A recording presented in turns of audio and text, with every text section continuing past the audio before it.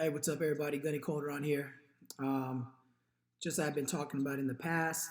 This is going to be my first video on my transition and my preparation. So you are in my home, um, our retirement home back here in Texas. So I'm not in DC. I'm in Texas right now. I'm starting this first video. So, so what's the first portion that I had to do? And I say me personally, but as a family that we had to do, knowing, or I guess you would say, like, what we had to decide on what we wanted to do. Do we want to continue on with the career in the Marine Corps, this lifestyle that we've been accustomed to these last almost 20 years, which is all I've known my entire adulthood life. Me and my wife have been married for going on 16 years. So she's through her adulthood life, this is what she's known as the military and the Marine Corps and the Marine Corps family. So it was a big decision for both of us. And I think the first thing that you have to do in preparation for the transition is number one, it has to be if you're married or you're not married. Um, I'm speaking as a married Marine, was to have a discussion with my wife and talk about um, is it time to move on? Is it time to continue on? Or should we continue on? I guess you would say. And I think the first portion is you just really have to accept it, uh, which was hard for me because I was back and forth. My wife would be like, "Wow, one day you want to stay in, one day you want to get out. Which one is it? You know where we're at. We got to figure this out." And when I finally took the time to look at myself and uh, look at everything else that was going on in my life, um, I had to make that decision. So the decision was obviously where I'm at today is to transition out and get out of the Marine Corps, retire from the Marine Corps, um, and then pursue something different. And I think the biggest thing that really affected me to this decision to move forward or move on past the Marine Corps and then transition into the civilian sector and then find the second profession was my boys. My wife has been a trooper and been through 5 deployments, a special duty assignment, many field ops, training workups, um, duty nights, weekend calls to get Marines out of jail. Um, she's been a trooper and she's been supportive and has been by my side the entire time. Um, when it's been tough, exhausting, she's always been there and be like, "Hey, got to get up and keep going because that's got to keep grinding." That's my words, not hers. But my boys were born on the drill field. Uh, my oldest one was born on during my first cycle as a drill instructor. I mean, he was born. I did initial drill. So for those of you who know about the special duty assignments and being a drill instructor, um, I woke up the morning of initial drill, our initial drill evaluation. I was the drill instructor that was going to march the boys, the recruits out for evaluation, and I was getting evaluated as the unit leader.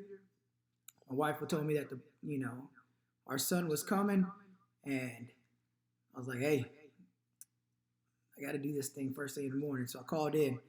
They reshifted and did everything they had to do so that way me and the platoon that I was a part of could be the first one in. And I went out, marched the recruits, got evaluated, received my score. My chief drill instructor, Gunner Sergeant Felix Rocha at the time, looked at him. I said, "Hey, can I go?" He said, "Yes." I took off, running off the parade deck, jumped in the car, picked up my wife, and then took her to the hospital. And then later on that afternoon, our first son was born. I got the standard 10 days of permissive TAD when my wife was let out of the hospital. 10th day, came back to work, and then didn't see my son till graduation day. I'd get up in the morning while he was asleep, and I'd come home at the end of the night while he was asleep. So, those first months and years, which I'm not the only one, everybody else has gone through this, has been in the military, experienced that. My second son was born while I was on the drill field as well. At that point, I was working at drill instructor school, and I was the regimental drill master towards the end of it, so I was able to experience a little bit more of him. Um, and then I come to Marine Barracks, Washington, be the drill master here, and I was fortunate enough to have an amazing chain of command, great leadership that allowed me to come and go um, as I needed to ensure that I was there on the first day of school, that I was there to be able to pick them up in the afternoons if I needed to. My wife couldn't make it, um, but you know, my boys is what changed my life, and I had to I uh, reprioritize my life at that point, and I realized that uh, I needed to be a great father to them, just as how I had been a great Marine these entire, you know, 19 and a half years at this point. Um, and I needed to be able to focus all my attention to them. So I think that was the biggest thing that really shifted me and really changed uh, my direction that I was going. Looking at originally, I wanted to be in for 30 years, but when those two little dudes came into the world, um, my priorities changed. And that was step one of the transition. Just accepting it and knowing that at 20 years, that's it for me. Not because any other reason other than I wanted to be able to give that time and same energy and effort uh, to my boys and my wife. More importantly, I mean, she's like I said, she's put up. I'm not gonna say put up. She's been there beside me these last 16 years. Uh, it was time for me to give her what um, she deserved.